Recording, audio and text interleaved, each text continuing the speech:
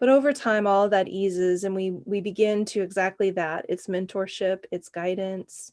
It's very different from therapy. Some people don't really resonate with Beyond Surviving because they want a little bit more room to do this kind of very broad processing. They're at a stage in their healing where they're still needing that, and that's perfectly fine. My people, they're really like, hey, show me the path, give me the steps, let's do the damn thing. And so like engaging with that and seeing people like come through their breakthroughs. One of the women who just graduated from the Beyond Surviving group program, when she started, like in all of her paperwork was like, this is what I want, but that's probably not going to happen.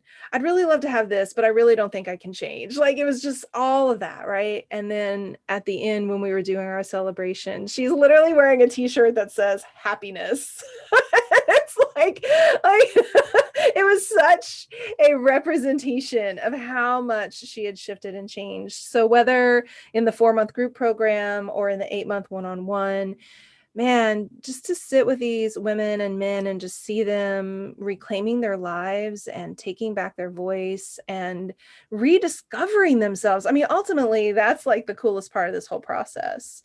It's like, oh, like I forgot who I was because of all of the things that had happened to me. And as we heal that and we integrate that, we then get to show up again, and really be who we want to be in our fullest self-expressed way.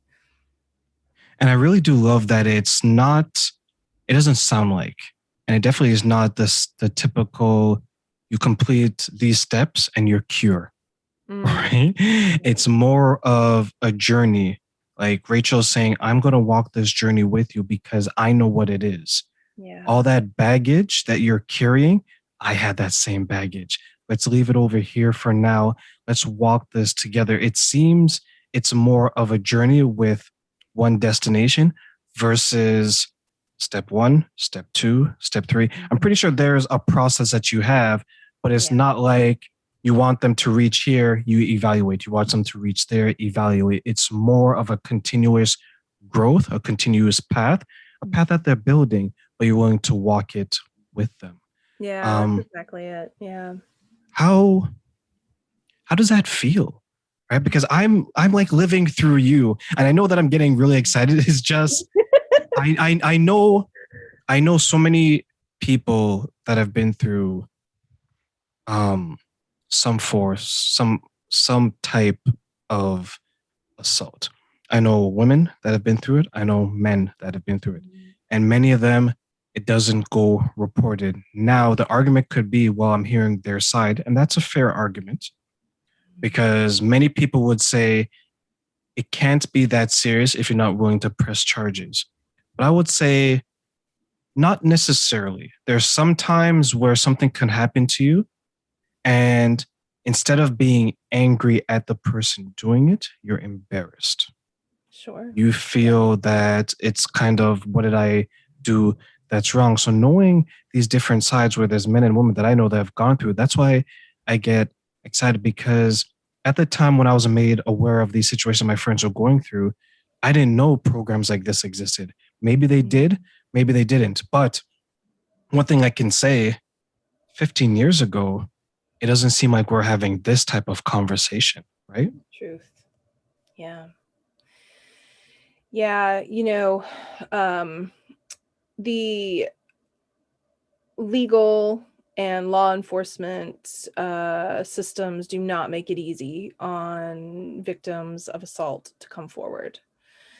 That gets even more compounded if the person is a person of color or if the person is queer, LGBTQ, right? And so there are just so many hurdles for a person to face. And reporting doesn't even guarantee that you're going to have a day in court, right? Like it doesn't even, like you can go in and go through all of the rigmarole of reporting and there still not be a case. And so there are too many deterrents and there are too many hurdles that have to be overcome. And there's a lot of people out there doing beautiful work in that area to change that, because first of all, we need law enforcement that's trauma informed. the way that you do an intake and the way that you ask for kind of a report of the experience from somebody who's gone through an assault has to be different from somebody who's like reporting their car being broken in.